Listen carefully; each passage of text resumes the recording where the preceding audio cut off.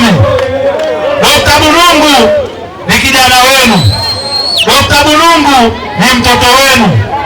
Dr. Bulungu ni mtumishi wenu. Ninachotaka kuhakikishia kwamba Dr. Bulungu Mwenyezi Mungu amemnyima kimo, lakini amempa mahaba na moyo mkubwa wa kuwapenda watu wa Peramiho.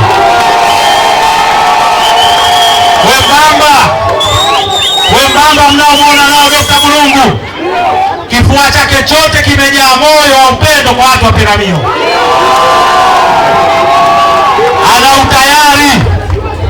Ana utayari wa kwa kiongozi wenu, ana utayari wa kuwa mtumishi wenu, ana utayari wa kuwa mtumwa na mtu wa kuhangaika na majambo yenu.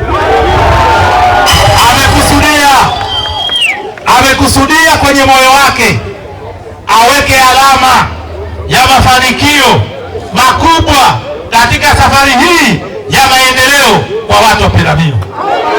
Safari hiyo ya maendeleo itafanikiwa mkimpa imani na kumchagua kwa kura nyingi za kutosha, kwa heshima kama yeye, mtoto wenu, kijana wenu, mtu ambaye ana dhamira na moyo wa kuja kuwatumikia kwa faida ya maendeleo kwa watu wa Peramiho.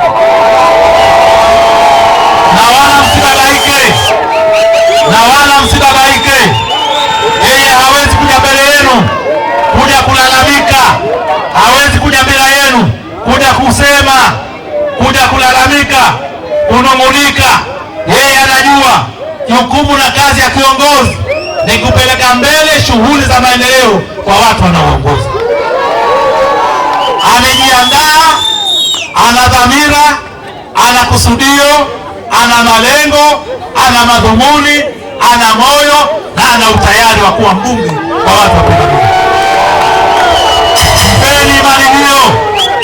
Mpeni imani hiyo, mpeni kura za kutosha, mpeni kura zimtoshe, aende Dodoma, ende akaape, arudi Peramiho, alete maendeleo kwa faida ya jamii.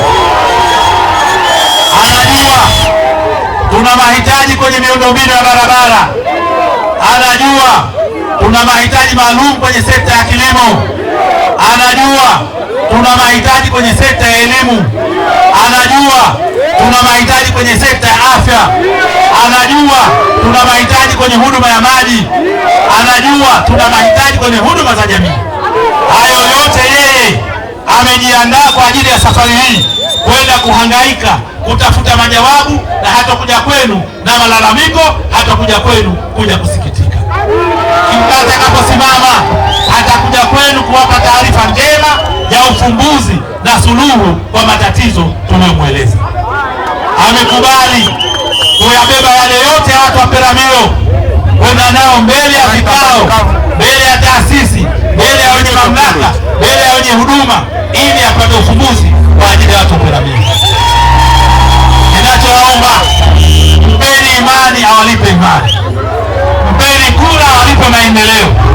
Hatuna mwingine zaidi ya Lazaro Komba, hatuna mwingine zaidi ya Bulungu. Ndiye mtu aliyejiandaa na kujidhatiti kwa ajili